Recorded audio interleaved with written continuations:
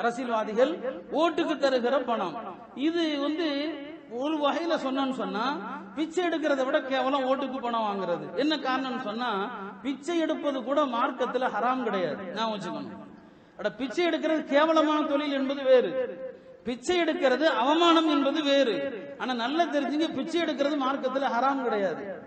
ஆனால் இந்த ஓட்டுக்கு காசு வாங்குறது ஏன் பிச்சையை விட மோசம்னு சொன்னா, ஓட்டுக்கு காசு வாங்குறது லஞ்சம், காசு வாங்குறது லஞ்சம். மார்க்கத்துல லஞ்சம் வாங்குறதும் ஹராம், லஞ்சம் கொடுப்பதும் ஹராம்.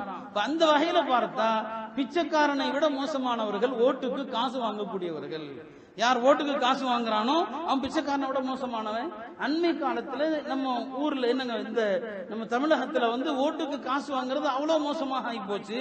இதுல நம்மில் பலரும் கூட ஒரு சப்பக்கட்டு கட்டுறதும் உண்டு. நம்ம காசு தானே அரசியல்வாதிகள் அடிச்சிருக்கிறாங்க, அதைத்தானே கொள்ளையடிச்சிருக்கிறாங்க, அதனால அந்த காசை தந்தா நம்ம ஏன் வாங்க கூடாதுன்னு சொல்லி, இது முதல்ல ஒரு தவறான ஒரு கருத்து.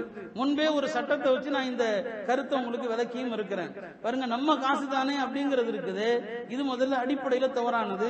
ஒரு பெரிய இமாம் அவர்கள் வழியில போகும்போது அவங்களுடைய ஒரு தீனார் கீழே விழுந்துருச்சு, ஒரு பொற்காசு கீழே விழுந்துருச்சு. தேடி பார்த்தாங்க, கிடைக்கல. ஒரு தீனார் கீழே விழுந்து தேடி பார்த்தாங்க, கிடைக்கல, போயிட்டாங்க. கொஞ்ச நேரம் கழிச்சு வந்தாங்க, அதே இடத்துல அந்த ஒரு தீனார் கிடக்குது, அந்த இடத்துல அந்த ஒரு தீனார் கிடக்குது. எடுக்க போயிட்டாங்க. போன பிறகு யோசிக்கிறாங்க, உலகத்துல என்கிட்ட மட்டும் தீனார் கிடையாது, வேற யாராவது கூட இந்த தீனாரை போட்டிருக்கலாமே, வேண்டாம், சந்தேகம் வந்துருச்சு, எனக்கு வேண்டாம். அவர் எந்த இடத்துல தொலைச்சாரோ அங்கதான் அந்த ஒரு தீனார் இருக்குது. அவர் நினைச்சிருந்தா அதை எடுக்கலாம், என்னுடைய தீனார் தான் இதுன்னு சொல்லி. ஆனா அவர் மனசுல என்ன வருதுன்னு சொன்னா, உலகத்துல தீனார் பல பேர்கிட்ட இருக்கலாம், நான் விட்ட மாதிரி வேற யாரோ தொலைச்சிருக்கலாம், அப்ப என்னுடைய காசு அப்படிங்கிறதுக்காக அவர் அதை கூட ஹலாலாக்க முயற்சிக்கல. ஆனா இன்னைக்கு நாம சப்பக்கட்டு கட்டுறோம், அரசியல்வாதிகள் நம்மள்ட்ட அடிச்சதானு சொல்லி. அவர்கள் நம்மள்ட்ட அடிக்கல, அரசாங்கத்தினுடைய வரிப்பணம், அரசாங்கத்தினுடைய மொத்தத்தையும் கொள்ளையடிச்சவங்க. இந்த வேட்பாளர்கள்ட்ட காசு வாங்கினீங்கன்னு சொன்னா அவங்க அடிச்ச அத்தனை கொள்ளையிலையும் உங்களுக்கும் பங்கு உண்டு. அவன் என்னென்ன பாவம் செஞ்சானோ அந்த பாவம் அத்தனையிலையும் உங்களுக்கு பங்கு உண்டு.